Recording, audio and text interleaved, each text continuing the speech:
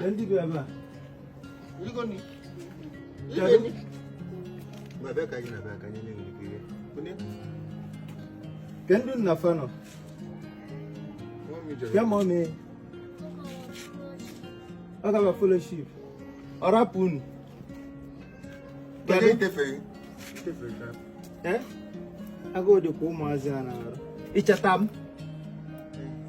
It's a tam. Eh? Kado? Kafoyanka. Kamsi. Kosi. Kado Konin Nafano. Oh, this girl, Asaje go tell me roga. Okay. I want to answer here. I'm not no car. Okay. Ay, Igbo mulo nze muoza asimu konye chi ya zelo. Ndomo na fo kuncheta nda. O umu ejima anwa. Mpolo nsi fana anyi nwa na azu.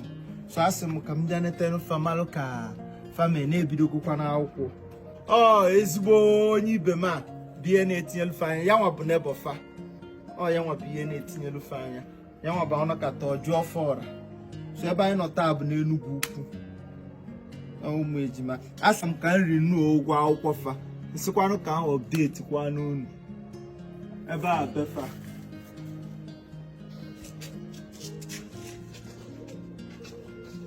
it can only get better.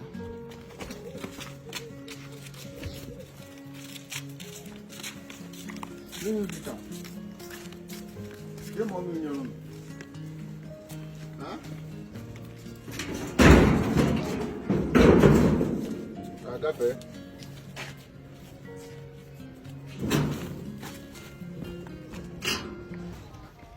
Kafa nke gị Kamsi. Ka ihe dị na nke. Okay, Kamsi. Igbo mụrụ nze mụọ zasị m nke onye chi ya zelo. Ebe m nọ tata bụ n'Enugu ukwu. Abịa m ineta ụmụ m.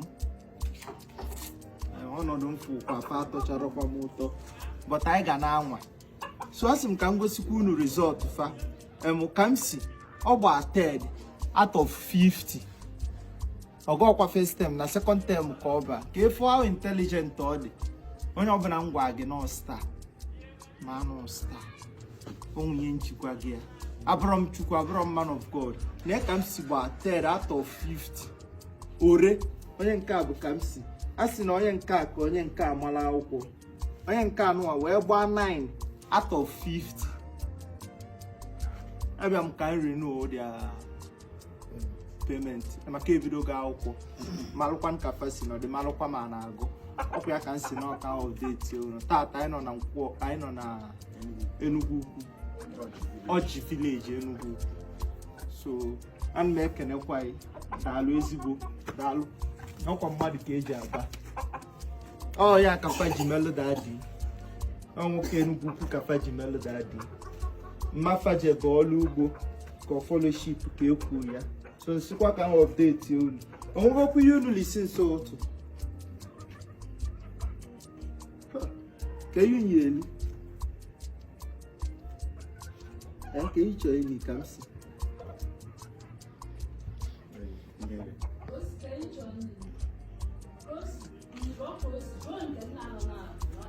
Kosi ka yu chọọ ili. Rice. Okay. Ngwa gaa na daddy bitelu unu rice. A na-agbakwanụ mbọ kpọpuo fanti.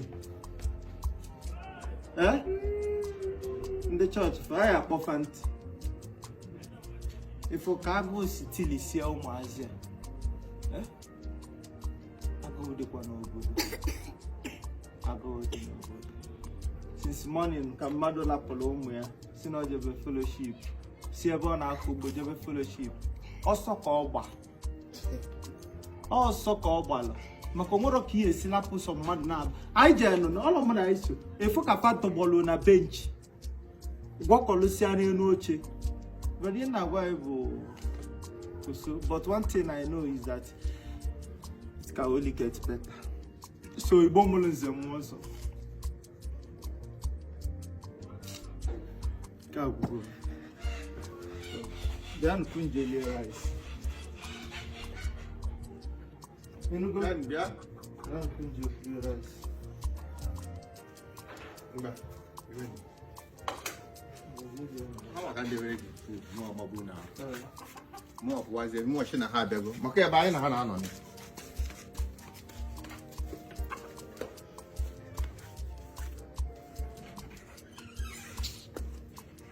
So, now there are results. Third out of 50. Anka 19 out of 50. Famala akwụkwọ. By God's grace, some days, if you want more, I will make them start as I can. You might not name me any now. I will try my best. Make sure. My secretary, why others? Oh yeah, doesn't know.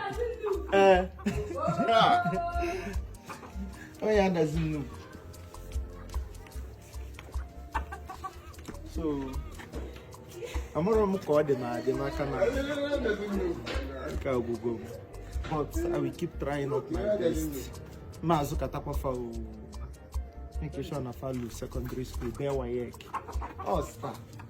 So yeah, I'm going to phone down one star. Yellow faka cooperative. Makera piano no na kafaya to bolo. Obula kwa mpoya abo kwa mpafa not the same village, not the same town. No na fa bi na azun kefa. Owele akwo ya.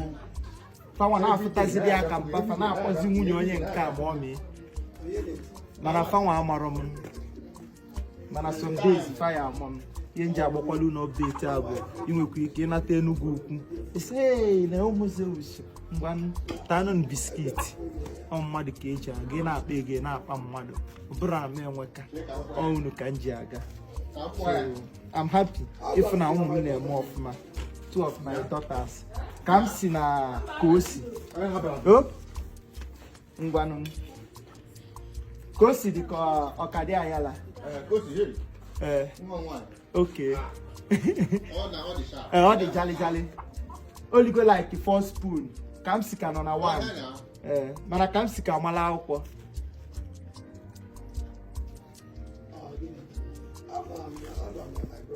God bless you all.